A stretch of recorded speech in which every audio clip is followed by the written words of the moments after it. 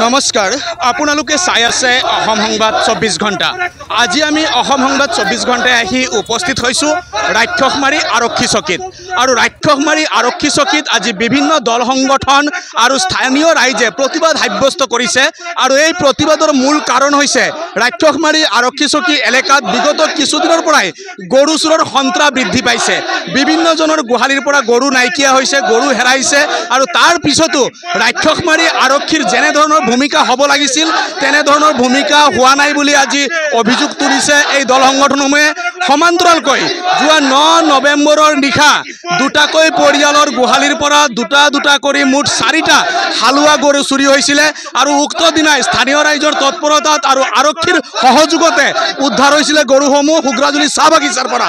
যদিও এই গৰু চুৰিৰ লগত কোন জড়িত, কোন মূল গৰু চুৰ, সেই বিষয়টো এতিয়াও পোহৰলৈ অহা নাই। আৰু উক্ত দিনাই এখন বলেৰো বাহনেৰে দুজন লোক আহিছিলে ইয়াত কিবা এটা অন্য কামত বুলি কৈ আছে আৰক্ষীয়ে, কিন্তু সেই লোক দুজনক ইতিমধ্যে গ্ৰেপ্তাৰ কৰা হৈছে বা বাহনখনো জব্দ কৰা হৈছে। যদিও এই বাহন কৰ পৰা আহিছিল, এই বলেৰো বাহনখন কৰ পৰা আহিছিল বা কাৰ নেতৃত্বত আহিছিল, কোনে মাতি পঠিয়াইছিল, এই কথাটো এতিয়ালৈকে পোহৰলৈ অহা নাই। যাৰ কাৰণে এতিয়া বিভিন্ন শ্লোগান দি প্ৰতিবাদ সাব্যস্ত কৰিছে। আৰু প্ৰকৃত যিগৰাকী এই গৰু চুৰি কাৰ্যত জড়িত,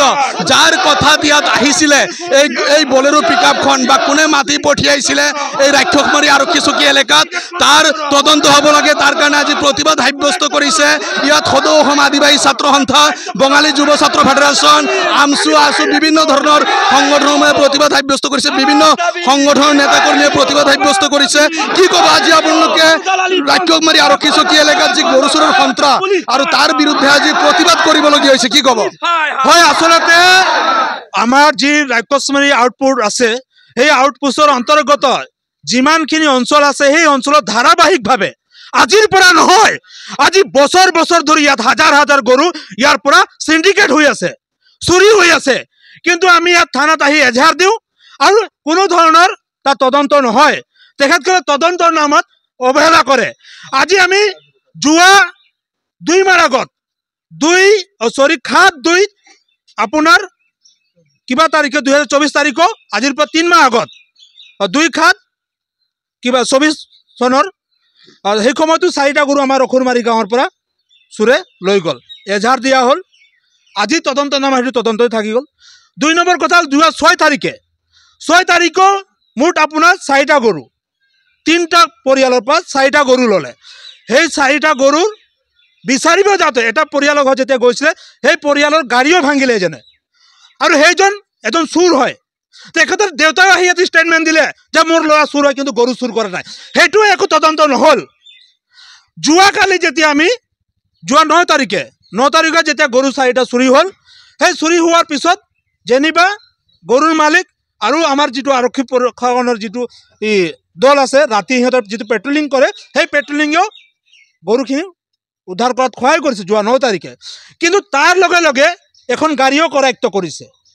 আৰু যোৱাকালি যেতিয়া আমি সোধ-পোছ কৰিবৰ কাৰণে আহিছোঁ তেতিয়া আমাৰ এই ৰাক্ষসমাৰী আৰক্ষী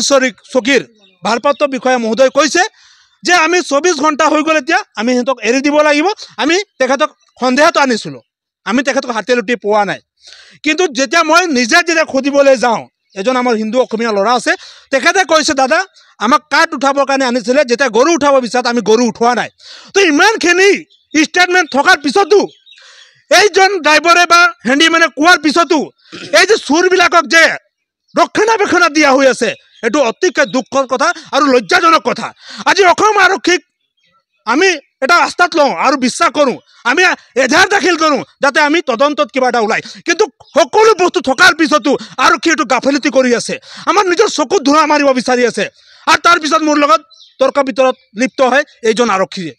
হয়, ইতিমধ্যে শুনিলে আৰক্ষীৰ বিৰুদ্ধে কেইবাটাও অভিযোগ উত্থাপন হৈছে ৰাক্ষসমাৰী আৰক্ষী চকীত। আৰু ৰাক্ষসমাৰী আৰক্ষী চকী এলেকাত সঘনাই সংঘটিত হৈছে গৰু চুৰিৰ ঘটনা। আৰু এই গৰু চুৰিৰ ঘটনা সংঘটিত হোৱাৰ পিছতে এজাহাৰ দাখিল হয়, কিন্তু চোৰে হাৰি যায়, চোৰে কিন্তু গ্ৰেপ্তাৰ নহয়, এই অভিযোগ আজি প্ৰতিবাদকাৰীৰ। আৰু ইয়াত আৰু প্ৰতিবাদকাৰী আছে, আমি তেখেতলোকৰ পৰাও কিছু কথা জনাৰ চেষ্টা কৰিম। কি ক'ব আজি গৰু চুৰ ধৰাৰ কাৰণে প্ৰতিবাদ কৰিবলগীয়া হৈছে? হয়, অতি দুখৰ কথা। আৰু আমি আজি অনুভৱ কৰিছোঁ যে আমাৰ এই আউটপোষ্ট ইয়াত দৰকাৰ নাই। কাৰণ ৰাইজেই যদি চব কৰিব লাগে আমাৰ আৰক্ষী বিষয়াৰ মতে ৰাইজে আমি দল বান্ধি পেলাই পাল বান্ধি পেলাই নিজৰ নিজৰ গাঁৱৰ ডিউটি দি গৰু চুৰ ধৰি তেখেতসকলক ফোন কৰি খবৰ দিলে তেখেতসকলে গৰু চুৰ ধৰি আনিব আৰু যোৱাকালি কোৱা মতে এই যিজন দুইজন ব্যক্তি ইয়াত আছে তেখেতসকলক চুৰ মনে আছে যোৱাকালি তেখেতসকলে কোৱা মতে তেওঁলোকে কাঠ বেপাৰী হেনো সন্দেহ কৰিছে যদি কাঠ বেপাৰী আছিল তেখেতসকলক বেঞ্চত বহাই ৰাখিছে দিনটো আলহী হিচাপে বহাই ৰাখিছে কিন্তু যেতিয়া আমাৰ ৰাইজ সন্ধিয়া গোট খাইছে তেতিয়া তেওঁলোকে লকাপত সোমাইছে যদি লকাপত সোমাইছে চুৰে নহয় তেনে এজাহাৰ দিয়াৰ আগতেই কেনেকৈ লকাপত সোমাই দিলে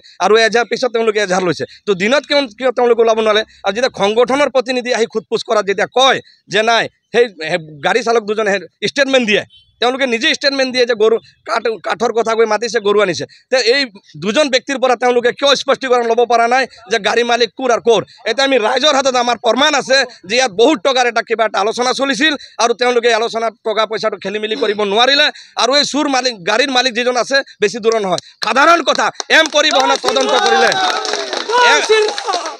পৰিবহণত তদন্ত কৰিলে গোটেই গাড়ীৰ মালিক ওলা যায় আজিলৈকে তেওঁলোকে গাড়ী মালিকক মাতা নাই এতিয়া আমাক নতুন মিনিটে তেওঁলোকে নতুন কাহিনী কৈ আছে এতিয়া কৈ আছে গাড়ীটো চুৰি হৈছিল চুৰি হোৱাৰ কাৰণে গাড়ী চিজ কৰিছে এওঁলোকে চুৰি কৰি আনিছে যদি গাড়ী চুৰি হৈছিল তেনে চুৰি গাড়ী নিশ্চয় ক'ৰবাত এণ্ট্ৰি আছে তাৰমানে এই লোক দুজন এতিয়া গৰু চুৰু আকৌ গাড়ী চুৰু হৈছে নেকি হয় এতিয়া এওঁলোকে চব মেকিং কৰি আছে কালাৰ কৰি আছে কাৰণ যোৱাকালি এটা কথা কৈছে আজি এটা কথা আমাৰ আগত কৈ আছে হয় ইতিমধ্যে শুনিলে কেইবাটাও অভিযোগ উঠিছে আৰক্ষীৰ বিৰুদ্ধে আৰু যি সময়ত আৰক্ষীক আস্থাত লৈ মানুহে কামসমূহ আগবঢ়াব বিচাৰে তেনে অৱস্থাত আৰক্ষীৰ ওপৰত যেতিয়াই এনেকুৱা অভিযোগ উঠে বৰ দুখজনক কথা আৰু নিশ্চয় এই ক্ষেত্ৰত শোণিতপুৰ জিলাৰ যিগৰাকী আৰক্ষী অধীক্ষক বৰুণ পুৰকায়স্থ তেখেতে এগৰাকী বলিষ্ঠ নেতৃত্বৰ আৰক্ষী বিষয়া আৰু নিশ্চয় এই ক্ষেত্ৰত উচিত তদন্ত হ'ব আৰু কোনে কোনে এই কাৰ্যত জড়িত কোনে কোনে গৰু চুৰি কাৰ্যত জড়িত বা কাৰ নেতৃত্বত চলে এই গৰুৰ চিণ্ডিকেট আৰু কাৰ সহযোগত আহিছিল সিদিনা এই গৰু কঢ়িয়াবলৈ এই বাহন এই গোটেই কথা তদন্তত আহিব এতিয়া বাহনখন সঁচাকৈ গৰুৰ কাৰণে আহিছিল নে অন্য কিবা সামগ্ৰী কঢ়িয়াবলৈ আহিছিলে এয়া কিন্তু এতিয়া পোহৰলৈ অহা নাই আৰু নিশ্চয় আৰক্ষীৰ তদন্তত আহিব সম্পূৰ্ণ তথ্য আৰু সম্পূৰ্ণ তথ্য যেতিয়া পোহৰলৈ আহিব তেতিয়া নিশ্চয় ব্যৱস্থা গ্ৰহণ কৰিব শোণিতপুৰ জিলা আৰক্ষী অধীক্ষকে আৰু ইয়াত আছে অসম চাহ জনজাতি ছাত্ৰ সন্থাৰ শোণিতপুৰ জিলাৰ সম্পাদক আমি তেখেতৰ পৰাও কিছু কথা জনাৰ চেষ্টা কৰিম কি ক'ব ৰাক্ষসমাৰী এলেকাত এতিয়া গৰু চুৰৰ প্ৰতিযোগিতা চলিছে হয় এটা কথা স্পষ্ট এই ৰাক্ষসমাৰী আৰক্ষী চকী একালত মোৰ পিতৃৰ লগতে গংগাৰামগড়ৰ যে গৰু হেৰাইছে তেওঁলোকৰ ঘৰৰ পৰা লৈ যোগেশ্বৰ শইকীয়া ঘৰৰ পৰা বাঁহ টিং খেৰ আদি আনি স্থানীয় ৰাইজে ৰাক্ষসমাৰী আৰক্ষী চকীখন বনাইছিলে আজি কিন্তু এইখন আৰক্ষী চকীত আহোঁতে আজি আমাৰ যোৱাকালি আমাৰ বেংগলী ফেডাৰেশ্যনৰ এজন যুৱ সতীৰ্থক আমাৰ ছেকেণ্ড অফিচাৰ চাংমাছাৰে আমাক তেওঁ সতীৰ্থজনক ধাক্কা মাৰি তাত পেলাই দিয়ে ধাক্কা মাৰি পেলাই আছে উচিত কথা যেতিয়া আমি ৰাক্ষসমাৰী আৰক্ষী চকীত আমি ক'বলৈ আহোঁ তেতিয়া ছাত্ৰ সংগঠন নহয় বা ৰাইজ নহয় বা প্ৰতিনিধি কিন্তু ইয়াত আৰক্ষী চকীৰ যিখন বিষয়া আছে তেওঁলোকৰ কিন্তু দপদপনি চলে এই কথা আমি আজি ওপৰ মহলত আমি মিনিষ্টাৰ ছাৰৰ লগত কথা পাতিছোঁ আমি SP ছাৰৰ লগতো কথা পাতিছোঁ তেখেতৰ এগেইনষ্টতো কিন্তু আমি এইটো তদন্ত আমি ল'বই লাগিব তেখেতে আজি কিয় আমাৰ এজন যুৱ সতীৰ্থক কিয় তেখেতে ধাক্কা মাৰিব কি কাৰণত ধাক্কা মাৰিব আজি সঁচা কথা ক'ব গ'লে আজি চাব ৰাক্ষসমাৰী আৰক্ষী চকীৰ আন্তৰ্জাতিক যেতিয়া IPLৰ খেল হয় তেতিয়া ধমাম গৰু চুৰ হয় যেতিয়া নেকি এতিয়া সংগঠিত একমাহ ধৰি কণ্টিনিউ দিনৰ পিছতে দিন গৰু চুৰ হৈ আছে ইয়াত অবৈধভাৱে যে আৰক্ষী চকীখন যে জড়িত হৈ আছে এইটো সঁচা কথা কিয়নো ইয়াত গৰু চুৰৰ লগে লগে কাঠৰ গাড়ীও যায় বেতৰ গাড়ীও যায় সেইখিনি ধৰিবলৈ কিন্তু সক্ষম হোৱা নাই ৰাক্ষসমাৰী চকীয়ে যেতিয়া ইয়াতে কৈছে গৰু এখন যদি গৰু এটা যদি উঠাবলৈ আহে গাড়ী তাৰ মাজত খেৰ আছে ৰছী আছে কি কাৰণত আনে কাঠ বান্ধিবলৈ ফেৰ নালাগে কাঠে খেৰ নাখায় গৰুৱে খেৰ খায় পোৱাল আপোনালোকে যদি এতিয়াও চাব এইখন গাড়ীৰ ভিতৰত এতিয়াও খেৰ আছে ৰছী আছে আমাৰ তাত উপযুক্ত প্ৰমাণ আছে আমি এইখিনি কথা সুধিবলৈ আহোঁতে নানাদি বিভিন্ন কৌশলেৰে আমাক চলেবলৈ কৌশলে আমাক ইয়াৰ পৰা আঁতৰাই দিবলৈ চেষ্টা কৰে যোৱাকালি ইতিমধ্যে শুনিলে বিগত দুদিনৰ পূৰ্বে মিছামাৰী আৰক্ষী চকী বা ঠেলামৰা আৰক্ষী চকী এলেকাত গৰু চুৰি ঘটনা সংঘটিত হৈছিল আৰু এই গৰু চুৰিৰ ঘটনাত কিন্তু ইতিমধ্যে মিছামাৰী আৰক্ষী থানাৰ গাড়ী চালক যি থানাৰ গাড়ী চালক আৰু লগতে এগৰাকী হাবিলদাৰ গ্ৰেপ্তাৰ হৈছে যোৱাকালি ঠেলামৰা আৰক্ষীৰ হাতত আৰু পুনৰ কিন্তু এতিয়া ৰাক্ষসমাৰী আৰক্ষীৰ ওপৰত উঠিছে অভিযোগ আৰু নিশ্চয় এই ক্ষেত্ৰত শোণিতপুৰ জিলা আৰক্ষীয়ে ব্যৱস্থা গ্ৰহণ কৰিব উচিত তদন্ত হ'ব আৰু দোষীয়ে শাস্তি পাব তাৰে কামনা কৰি সকলোৱে অসম সংবাদ 24 ঘণ্টা চাই থকাৰ কাৰণে মই ৰাক্ষসমাৰী আৰক্ষী চকীৰ পৰাই সকলোলৈ ধন্যবাদ জ্ঞাপন কৰিছোঁ।